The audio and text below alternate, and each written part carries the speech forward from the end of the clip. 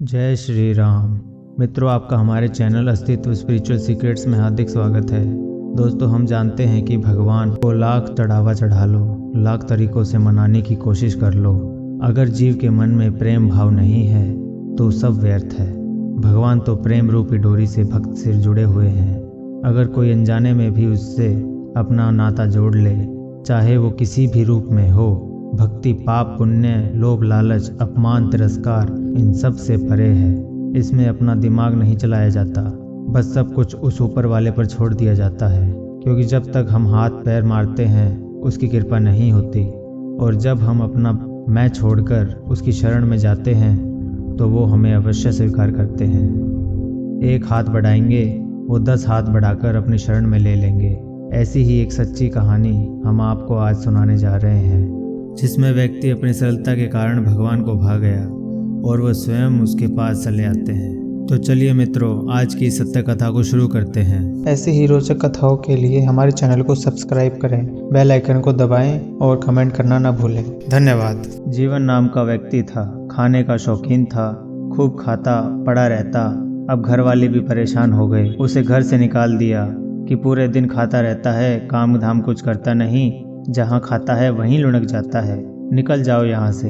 2-2.5 सेर खाता है, काम कुछ करता नहीं। बेचारा अब कहाँ जाए। रास्ते में मंदिर किनारे एक साधु जी दिखे। वे मोटे थे, उसने सोचा खूब खाते होंगे, खाने की कमी नहीं होगी, तभी तो इतने तंदुरुस्त है।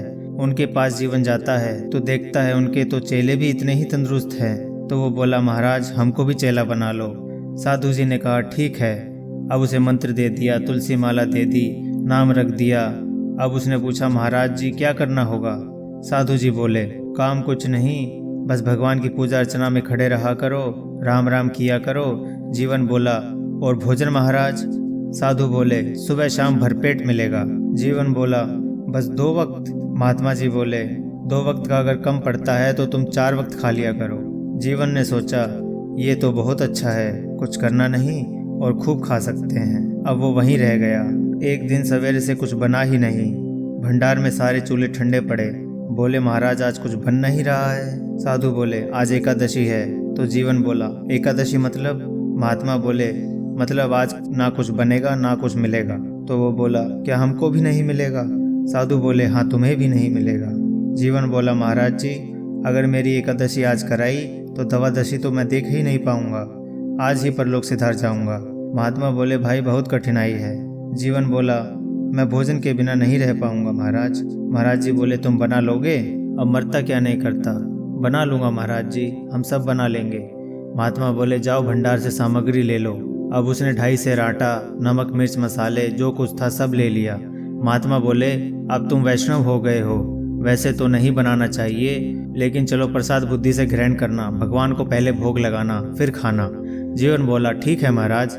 जल्दी जल्दी में उसने सारा सामान इकट्ठा करके और नदी किनारे लेकर गया, क्योंकि मंदिर में खाना नहीं बना सकते थे, इसलिए वह नदी किनारे चला गया। रूखा सूखा जैसा बन पड़ा, उसने खाना बनाकर तैयार कर दिया।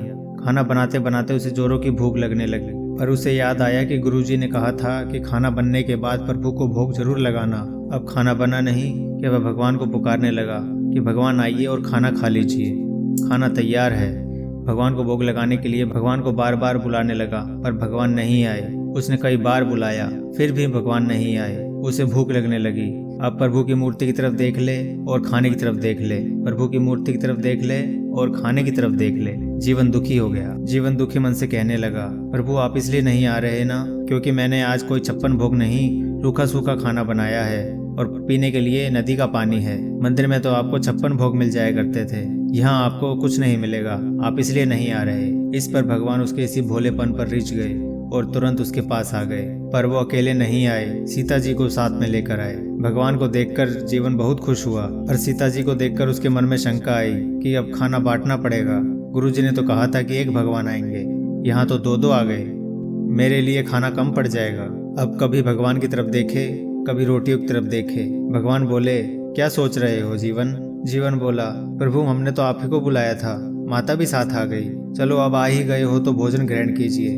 भगवान उसकी इसी सरलता को देखकर हंस पड़े। जीवन इतना सरल था कि उसे यह भी नहीं पता था कि स्वयं भगवान और माता सीता उसके साथ भोजन को आए हैं। आप जानते हैं मित्रों, सांस लेना इतना कठिन नहीं जितनी कठिन इस संसार में सरलता है। भोजन कराते कराते श्री राम से जीवन ने कहा, आप दोनों बहुत सुंदर लग रहे हैं। चलो कोई बात नहीं, आज मैं आधा भूखा भी रह गया तो भी कोई बात नहीं। तुम दोनों को खाना खिलाकर मुझे आज बड़ा अच्छा लग रहा है।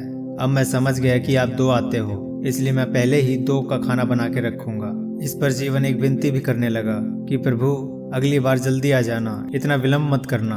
अब अगली एकादशी की बारी आई और जीवन ने कहा, गुरुजी अब हमारी सामग्री थोड़ी बढ़वा दो। गुरुजी ने कहा, क्यों? जीवन ने कहा, गुरुजी वहाँ पर 2 भगवान आते हैं। तो गुरुजी ने कहा, भूखा रहा होगा इसलिए सामग्री को बढ़वा रहा है। गुरुजी ने कहा, ठीक है ले जाओ। अब जीवन ने फिर से खाना बनाया। खाना बनाकर भगवान को बुलाने लगा कि भगवान आओ और खाना खा लो। भगवान स्वयं तुरंत उसके सामने आ गए, मानो उसके पुकारने का इंतजार ही कर रहे हो। अब जीवन ने देखा भगवान राम, माता सीता तो आए ही हैं, साथ में लक्ष्मण भी आए हैं। अब जीवन ने सोचा हद हो गई, 1 को बुलाते हैं 2 आते हैं, 2 को बुलाते हैं तो 3 आते हैं। लगता है मुझे आज भी भूखा ही रहना पड़ेगा। जीवन ने राम जी से पूछा, यह कौन है? भगवान ने कहा, ये मेरे छोटे भाई है। जीवन ने कहा, सच में लगते तो नहीं? राम जी ने कहा, ऐसा क्यों कह रहे हो? जीवन ने कहा, अब आ ही गए हो तो खाना खा लीजिए, कोई बात नहीं। अब जीवन मन ही मन सोचने लगा, मैंने ठाकुर जी का ठेका लिया है, उसके परिवार का ठेका थोड़े ही लिया है। 1 को बुलाते हैं तो 2 आते हैं, 2 को बुलाते हैं तो 3 आ जाते हैं। लक्ष्मण जी भी अब सोचने लगे, अच्छा स्वागत किया है। लक्ष्मण जी भी सोचने लगे, कहाँ आ गए, अच्छा स्वागत किया है। जीवन बोला, कोई बात नहीं, आप आ ही गए हो तो भोजन ग्रहण कीजिए, कोई बात नहीं, 1 ही तो ज्यादा हुआ है। भगवान हंसने लगे, माता सीता भी हंसने लगी यह बात सुनकर। अब भोजन ग्रहण करके भगवान चलने लगे। अब जीवन उसके चरणों में गिर गया और कहने लगा, प्रभु आपसे एक बात पूछनी है। श्री राम जी ने कहा, पूछो, क्या पूछना है? जीवन कहने लगा, प्रभु जी आप अभी से बता दो कि आप अगली बार कितने लोग आओगे, मैं उसी हिसाब से खाना बनाकर रखूंगा। यही परेशानी है मेरी, और कोई परेशानी नहीं। मुझे आप बस बता दो आप कितने आओगे अगली बार। भगवान बोले, हम आ जाएंगे, तुम फिक्र मत करो, हम आ जाएंगे। अब उस दिन तो गुरुजी से उसने कुछ नहीं कहा। अब कुछ समय बाद फिर एकादशी का समय आ गया। गुरुजी बोले, आज फिर से एकादशी है और आज भी मंदिर में खाना नहीं बनेगा, तुम अपना खाना फिर से अलग से बना लो। जीवन बोला, हमारा आटा 7 सेर करो ताकि हम सबको खिलाकर भी भूखे ना रहे। गुरुजी ने कहा, 7 सेर? जीवन ने कहा, जी गुरुजी, उसी हिसाब से सारा मिर्च मसाला और अन्य सामग्री भी दे दीजिए। गुरुजी समझ गए, इतना तो एक खा नहीं सकता, जरूर यह बेचता होगा। पर फिर भी गुरुजी ने कहा, इसे 7 सेर नहीं, इसे 8 सेर दो। अब सारा सामान लेकर जीवन चल दिया और पीछे पीछे गुरुजी भी चल दिए, यह देखने के लिए कि जीवन इस सामान का क्या करता है। जीवन सरल आदमी था, उसने सोचा आज खाना बनाने से पहले भगवान को पहले ही बुला लेता हूँ ताकि पता चल जाए कि खाना कितना बनाना है। अब उसने जैसे ही भगवान को पुकारा, भगवान तुरंत आ गए। जैसे ही भगवान आए, भगवान ने पूछा, आज तुमने खाना नहीं बनाया? जीवन ने कहा, मैंने सोचा आप आ जाएंगे तब खाना बनाऊंगा ताकि पता चल जाए कितना खाना बनाना है।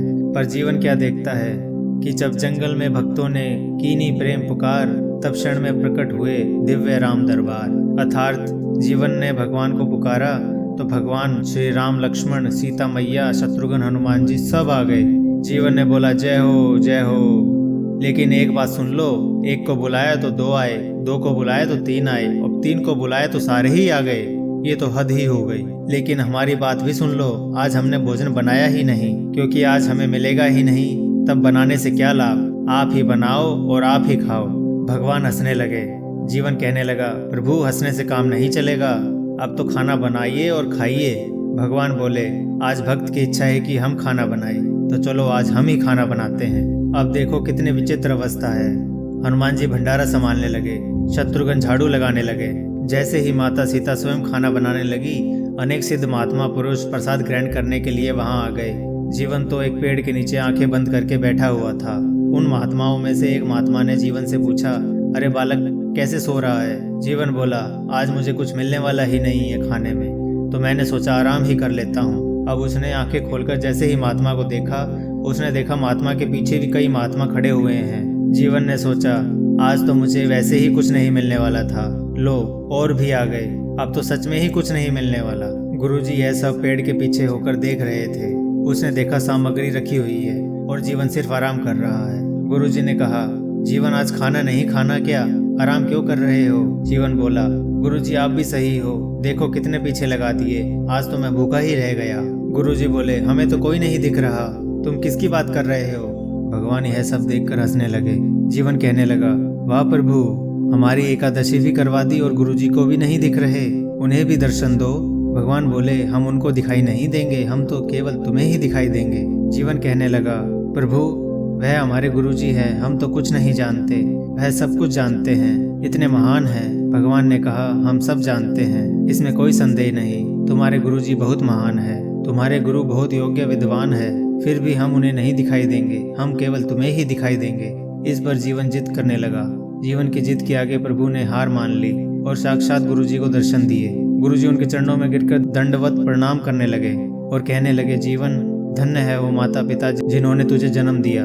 अब जीवन को कुछ समझ नहीं आ रहा था, वह तो सिर्फ भोजन की ओर ही निहारे जा रहा था। अंत में स्वयं माता सीता ने जीवन को भरपेट भोजन करवाया और भोजन कर कर उसकी आत्मा तृप्त हो गई। फिर उसने श्री राम से कहा, भगवान आज तो मेरा मन खुश हो गया, आज मैंने भरपेट खाना खाया है, नहीं तो हर बार मैं आधा भूखा ही रह जाता था।